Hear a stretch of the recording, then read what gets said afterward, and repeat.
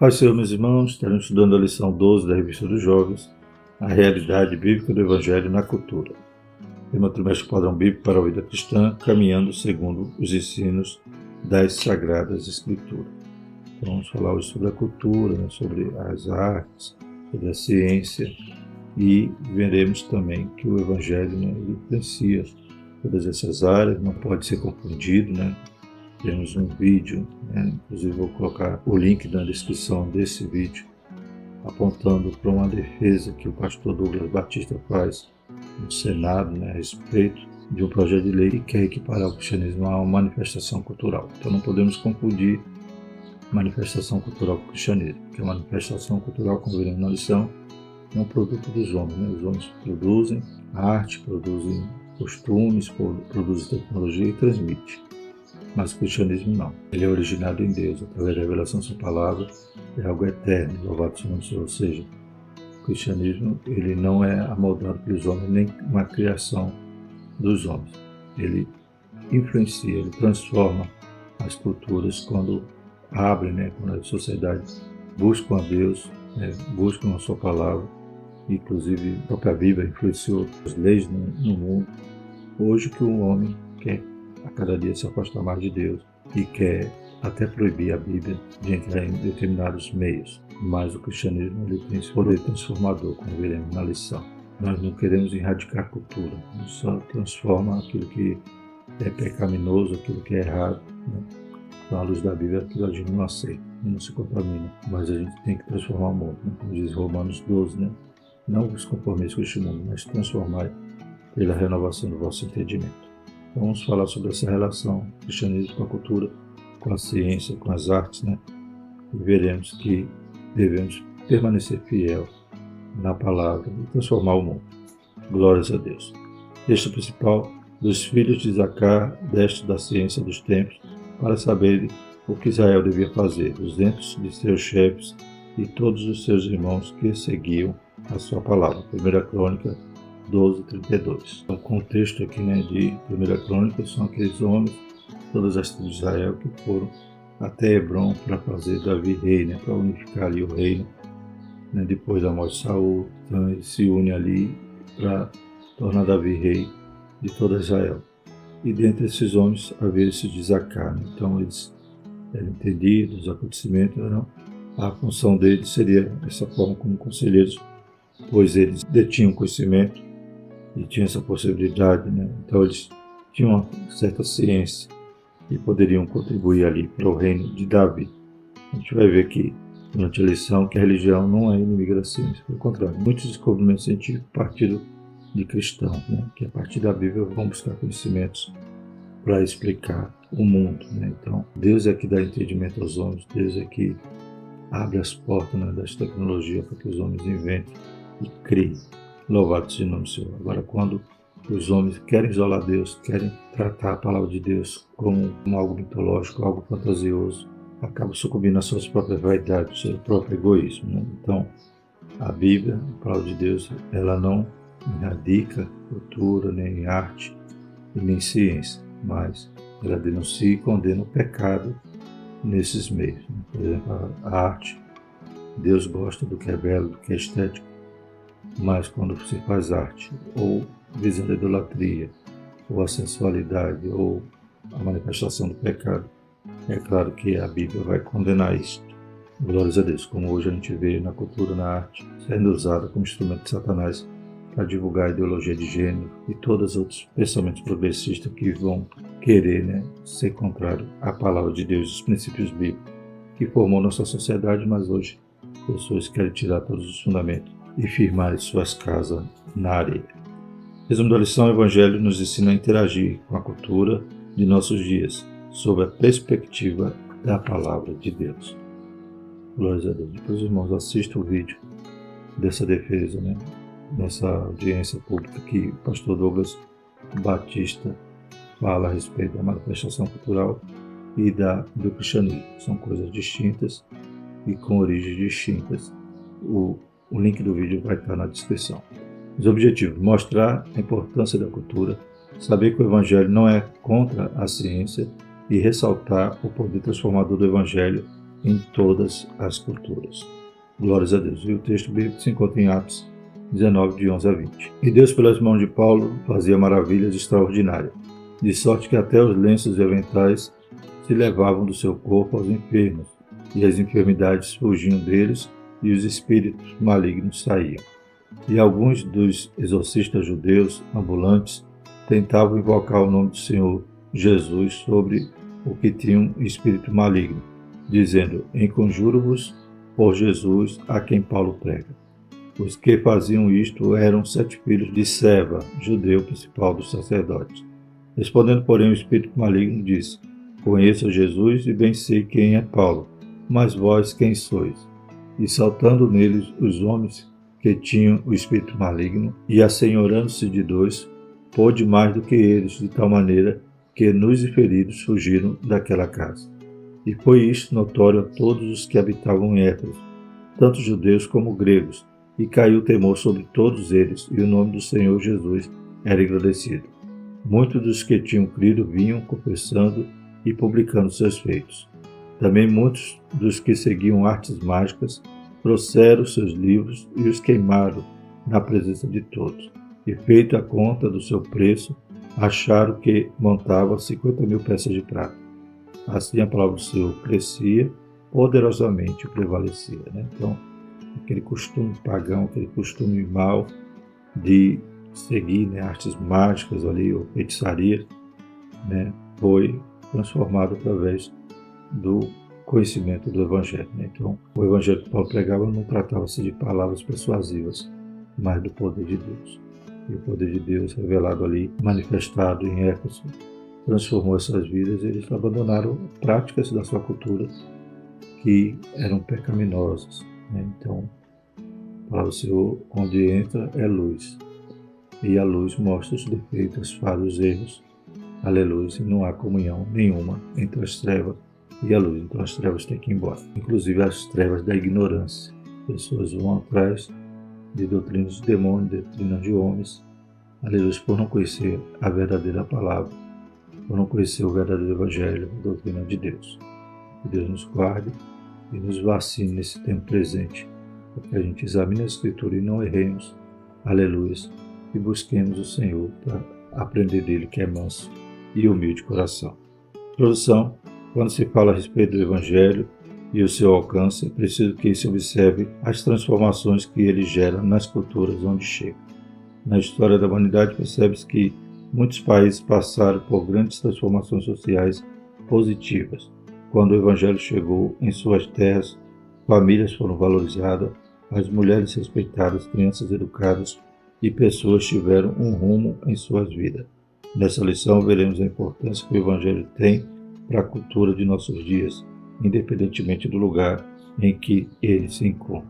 Glórias a Deus. Então, onde o Evangelho chega, a transformação, desde o ponto de vista individual, como também da própria sociedade, da cidade, do estado, do país. Louvado seja o nome do Senhor.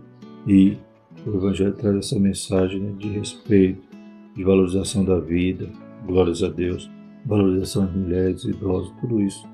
Muitas das vezes, muitas culturas, países que tratam diferente, tem um outro costume, mas o Evangelho vem para transformar.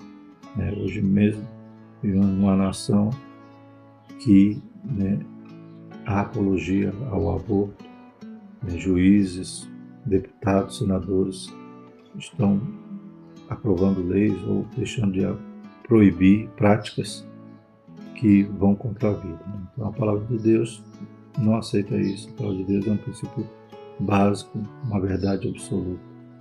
Mas as pessoas querem cada dia mudar, A cultura vai sendo usada como instrumento, as leis para ferir os princípios bíblicos, inclusive a questão da vida. Infelizmente hoje a gente está vivendo esses dias e as pessoas querendo que o aborto, que já é aprovado em algumas situações na lei, não na palavra, continua sendo pecado, mas querem ainda abrir mais o leque e permitir que crianças sejam assassinadas.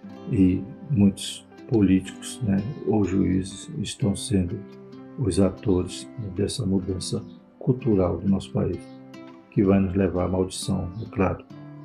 Que Deus nos guarde, nos livre, nos ajude e que mova a cabeça desses homens para não permitir tais atrocidades, né? Tais atentados à vida. Que Deus nos ajude, né, irmão? Então, a cultura leva para um lado, então a Bíblia tem que transformar, tem que ser rocha e não pode ser relativizada como as pessoas querem. Primeiro tópico é a importância da cultura. O que é cultura? O termo cultura é amplo. Ele engloba assuntos como arte, conhecimento científico, a língua e as tradições de um povo. Todo grupo social tem a sua própria cultura.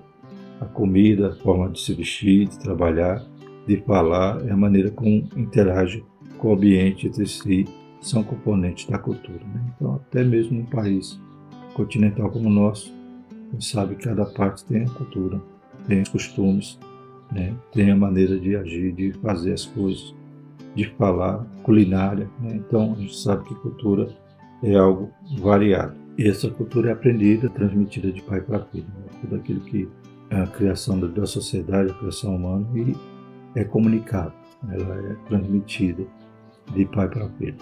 Em geral, ela é repassada dos mais velhos para os mais novos, no lar, no trabalho, na escola, por meio da literatura, da música e outras manifestações sociais. As formas de aquisição da cultura são variadas, e se ela não for preservada, será esquecida. Por isso Deus orientou ao povo de Israel a ensinar aos seus filhos a sua lei para que eles não a esquecessem. Deuteronômio 6, 6 a 9. Né? Então já destaca aqui quem orientou isso, foi Deus. Né? A cultura tem essa capacidade de transmissão. Né? Se não transmitir, se não for comunicável, ela é esquecida. Então Deus também usa, né, dessa condição, dessa comunicação, dessa transmissão de pai para filho para, aleluia, que os pais tivessem essa responsabilidade de ensinar, né, a palavra, de ensinar a lei aos seus filhos. Louvado seja o nome do Senhor. Então o Senhor também pode usar a cultura como instrumento para a transmissão, para a revelação da sua palavra. Glórias a Deus. Mas como a gente vê aqui, como cultura é um construto da sociedade, ou seja, é uma criação humana, não pode ser confundido com a fé, com a religião que nós cremos, que é originada da revelação de Deus através da sua palavra. Glórias a Deus. Então não é criação de homem, é criação de Deus. A cultura e a língua de um povo pode sofrer modificações com o passar do tempo. Aí tem mais uma diferença aí, né? A cultura ela é maleável, ela vai se adaptando, né? Se enriquecendo, se esquecendo alguma coisa. Mas a palavra de Deus ela é perene, né? Ela é eterna, ela não passa. Glórias a Deus. E não muda, e não é para ser reinterpretada como os progressistas querem fazer. Tomemos como exemplo a nossa língua. Ela recebeu e recebe termos em inglês e de outras línguas que são incorporados ao nosso vocabulário e usados geralmente pelas gerações mais novas. Então a língua ela é viva e vai se transformando com o passar do tempo, né? Então isso faz parte da cultura humana.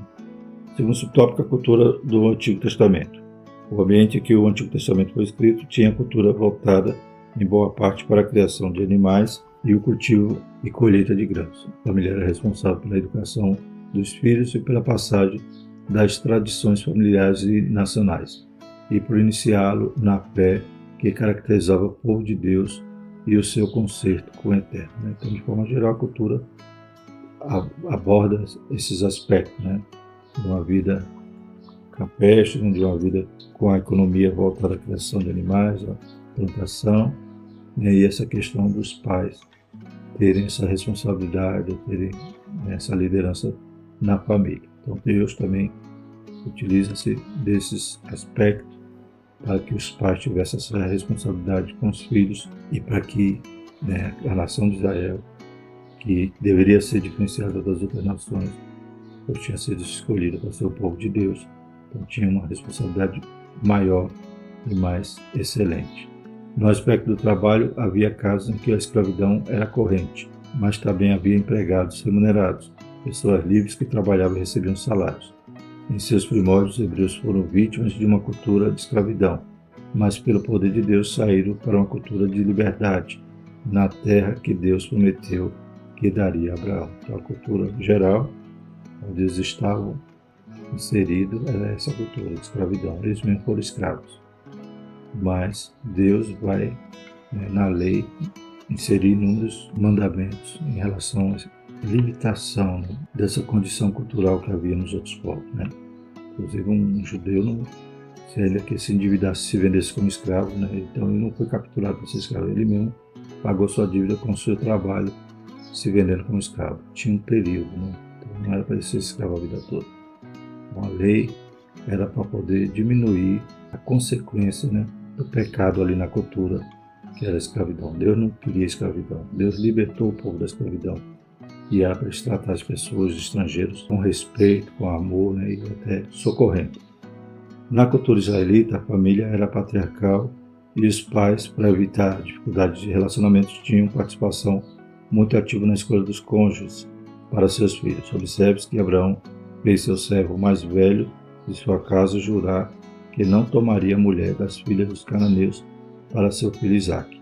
Seu filho deveria se casar com alguém da sua parentela. Então, é comum os pais providenciar o casamento dos filhos, e Deus também se faz uso disso para trazer mandamento em relação à pureza ali de Israel, para que eles não se contaminassem com outras nações, e havia também essa prescrição, né, esses mandamentos, para que eles não tomassem os filhos de outros povos, né, para casar com seus filhos. Por quê? Porque trariam idolatria, trariam os costumes, a cultura daqueles povos. Israel tinha que ter uma cultura diferenciada, porque Israel era para representar a Deus aqui na terra, era para ensinar as nações e não para ser influenciado por elas. Mas muitas das vezes, né, se envolviam, se misturavam e pecavam, né? Como o próprio Salomão, né, que tantas mulheres que ele teve o fez idolatrar, o fez pecar, e com isso ele se afasta de Deus, né?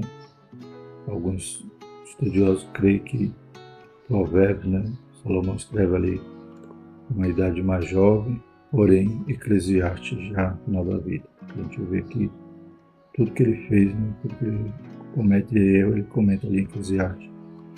Mas no fim ele vê que o fim de todas as coisas é temer a Deus. Ele reconhece que o que está abaixo do sol, ou seja, nessa vida, é vaidade, né? Então ele reconhece isso por fim, mas ele comete essa falha que já havia prescrição na lei para não haver a contaminação com outras nações, ou seja, os casamentos de filhos israelenses, filhas israelenses com filhos de outras nações que iriam trazer seus ídolos e sua cultura, seu costume pecaminoso. A fé era passada dos pais para os filhos e a participação nos cultos fortalecia a tradição entre as gerações. As nações mantinham relações comerciais umas com as outras e possuíam um exército para se defender ou contratavam de outras nações para auxiliar nas guerras que eram travadas, né? Então aqui é um aspecto panorâmico da cultura da época ali do Oriente. E o terceiro subtópico, a cultura no Novo Testamento. Vamos fazer essa abordagem também. A cultura dominante era a romana, entre os países em que o Evangelho chegou inicialmente. Os romanos dominavam militar e administrativamente o mundo conhecido. Sua perspectiva era que o império proporcionaria segurança nas relações entre os países, impondo uma paz obrigatória, né, que era chamada Pax Romana. Eles costumavam preservar a religião dos povos dominados, desde que estes concordassem em prestar o culto também a César. Então Roma dominava na época de Jesus, na época do Novo Testamento, né, conforme a profecia que Daniel havia recebido de Deus, né, as nações que seriam impérios, né, Babilônia, depois Medo-Pérsia, Grécia e, por final, os romanos. E é nesse período que Jesus nasce, né? A gente vê aqui essa Pax Romana, que era uma paz obrigatória, né, imposta pela imposição de Roma, por seu poderio, né, por seu domínio militar ali naquela região. Mas, embora eles davam essa liberdade de culto, porém tinha essa brecha que eles queriam que todos adorassem a César, né? Então, tinha que prestar esse culto a César, e isso bate de frente com a cultura do cristianismo, né, ou com o princípio da palavra de Deus, né? Então, essa adoração a César foi, muitas das vezes, motivo de perseguição, né, porque os crentes não aceitavam. Nem os judeus aceitavam de bom grado e o cristianismo piorou, né? É claro que o cristianismo diz que não podemos servir a dois senhores. E não poderia, então, ter esse culto a César como Roma queria. Os gregos foram dominados pelos romanos, mas a sua cultura, com seus aspectos filosóficos e a língua grega, foram absorvidos pelos dominadores. O Novo Testamento foi escrito em grego, herança cultural que perdurou por séculos. Os hebreus, nos dias de Jesus, estavam sob domínio romano, contudo tinham liberdade de realizar seus cultos e pagavam tributos a César. Então, era esse o aspecto geral da cultura no Novo Testamento. Dominado por Roma, culturalmente, a cultura que sobressaía era a grega, inclusive a língua. O grego, na época, era como se fosse hoje o inglês. E por isso que o Novo Testamento é escrito em grego, pois foi a língua que Deus usou para, aleluia, se espalhar a palavra por todo o mundo. Todas as províncias romanas liam grego, esse grego que é conhecido como grego koiné, ou grego popular, ao invés do latim, que seria a língua oficial de Roma.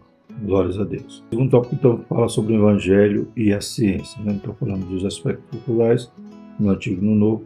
Vamos falar agora sobre a ciência também, que faz parte da cultura. A ciência nos tempos antigos. Os homens não eram ignorantes, e as grandes construções que ultrapassaram séculos, como as pirâmides do Egito, e grandes obras literárias são amostras de que eles sabiam como aplicar a matemática e usar a escrita de uma forma que perdurou. Os conhecimentos a respeito de engenharia, medicina e educação não surgiram no século XXI. O Templo de Salomão foi construído em 7 anos, 1 Reis 638, e durou 410 anos, quando Nabucodonosor o destruiu. Por mais que em nossos dias tenhamos aperfeiçoado os processos, essas melhorias ocorreram com base em algo que já existia. Deus, portanto, dotou os homens com inteligência para que fizessem grandes feitos. Que é uma questão interessante, né? A questão de que os homens sempre tiveram esse intelecto, tiveram inteligência, né? Então, essa questão de que o cérebro humano está evoluindo, né, a gente percebe que é mentira. Desde o princípio, os homens eram inteligentes, só faltava a tecnologia, que foram criadas com os anos, né? Mas notamos que, aleluia, essas coisas, essas obras maravilhosas que fizeram no passado, até hoje intrigam os melhores engenheiros, né? E a matemática que foi criada, né, esses princípios no passado, né, hoje usamos, né? Quem não conhece, né, Pitágoras, né? Então, quem foi Pitágoras? Não foi um cientista do século XXI, mas um cientista da antiguidade.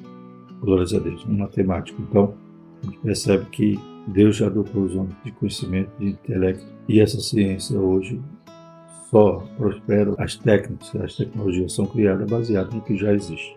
E o segundo subtópico é a ciência em nossos dias. Com o advento do movimento chamado Iluminismo, surgiu o método científico, que trouxe regras para serem usadas nas pesquisas e nas ciências. Com o método científico, estabeleceram-se mecanismos para que as experiências científicas pudessem ser testadas repetidamente e se chegasse aos mesmos resultados. Ocorre que muitos cientistas se valeram do uso desse método para dizer que tudo que existe é matéria, que Deus não existe, que milagres não são possíveis e que se uma experiência não puder ser explicada pela ciência, ela não pode ser aceita como válida, né? Então, a ciência tem o uso desses métodos científicos para poder, de forma técnica, né, provar, experimentar, mas infelizmente muitos cientistas fizeram esse divórcio com Deus, né? Ou seja, quiseram eliminar Deus da equação e achar que o sobrenatural não existe, que milagre não existe, que Deus não existe, né? Mas eles vão sempre esbarrar em coisas que eles não explicam, em coisas que eles não podem provar em laboratório e nem comprovar as suas teorias, né? E quando esbarram nisso, né, eles começam a tratar como algo metafísico, né? Então eles não vão saber explicar, mas a Bíblia explica, né? Se eles forem humildes, forem para a palavra, vão conhecer muito mais como começou os cientistas cristãos que tinham essa fé, tinham esse temor e tinham essa humildade e chegaram em inúmeras descobertas. Mas hoje os cientistas estão engordados pelo seu próprio orgulho. Na tentativa de separar a fé da ciência, tais cientistas se esquecem de que grandes universidades foram fundadas por cristãos. A Harvard tem como lema a verdade para Cristo e para a Igreja, pois foi fundada por servos de Deus, mostrando que o Evangelho não é contrário à verdadeira ciência, né? Então, a maioria das grandes universidades né, foram fundadas por cristãos e hoje os cientistas querem viverem à margem, a parte de Deus, achando que consegue explicar tudo em seus laboratórios. Mas isso é irreal e hoje, como a gente vai ver aqui na lição, a ciência todo dia muda. Né? Pressupostos que acreditavam serem verdades já caíram por terra, né? Práticas ou procedimentos científicos já foram substituídos por outros. Aleluia. Então, eles tratam de verdades variáveis, né? Que a cada dia mudam, mas a Bíblia não, é uma verdade absoluta que não muda, né? É uma rocha na qual podemos firmar os pés. Aleluia. E não somos inimigos da ciência. O problema da ciência é quando ela quer orgulhosamente explicar tudo e deixar Deus de lado. Eles querem até criar vida, não conseguem, querem criar uma nova espécie, não conseguem. Né? Então, nada disso se faz em laboratório e não se explica. Né? Só, aleluia, a palavra de Deus pode nos revelar tais verdades.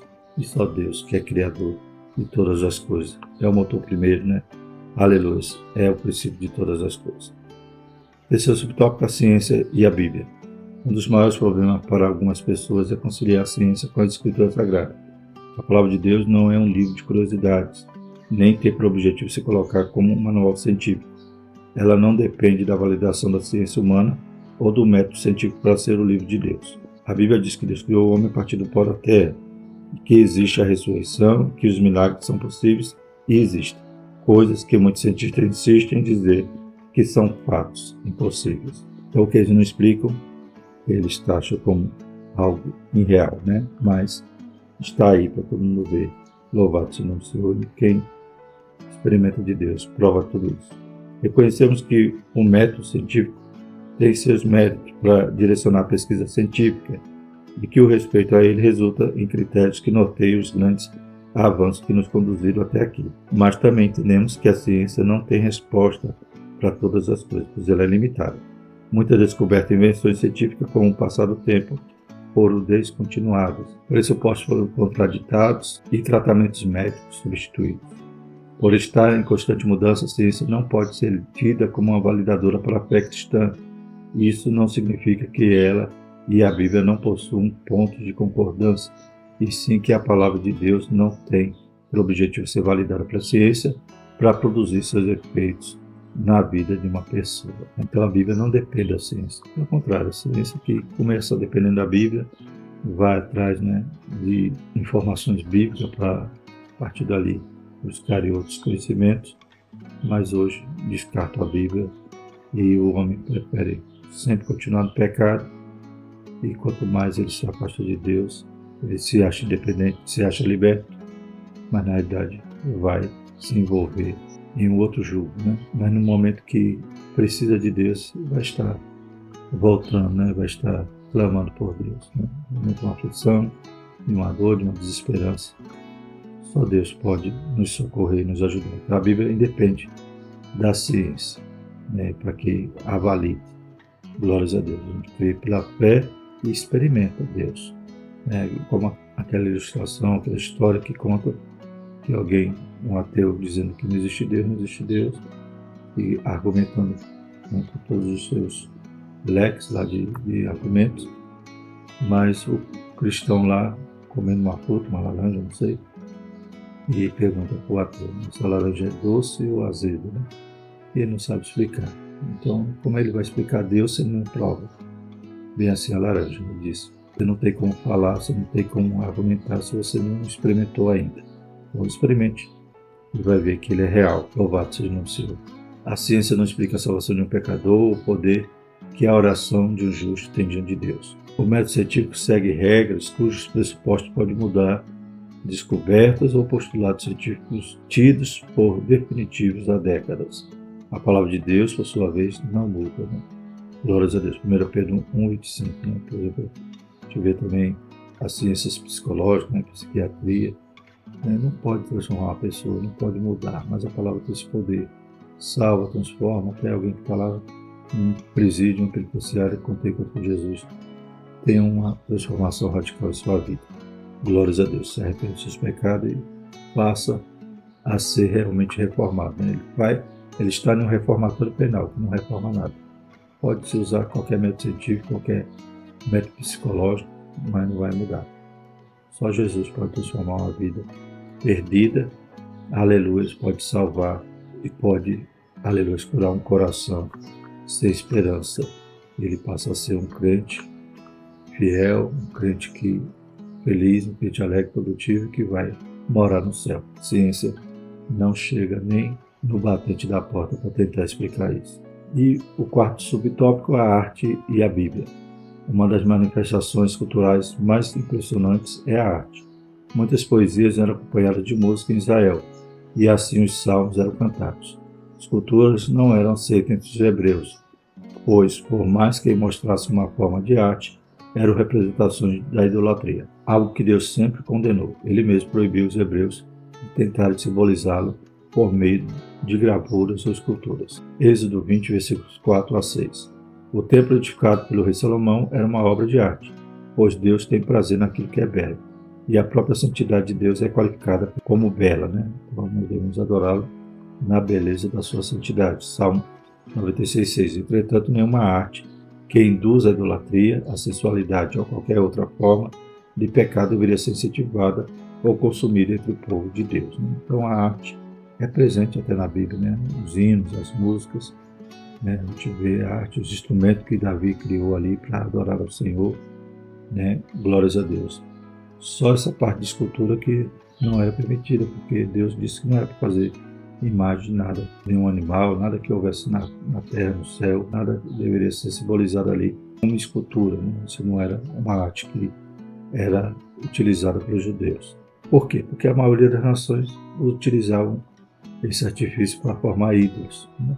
Inclusive bezerro, no Egito mesmo havia um panteão de deuses, né? Então, que eram simbolizadas por essas esculturas, por esses animais. Então, toda arte que desvirtuava ou que buscava uma idolatria, né, ou a sensualidade, como vemos aqui, era rechaçada ali no meio dos hebreus. Mas Deus nos dota de dons e talentos para fazer arte. Inclusive o templo, o tabernáculo, Deus dotou ali o homem, encheu do Espírito Santo para poder produzir, né, produtos ali de arte, de artesãos.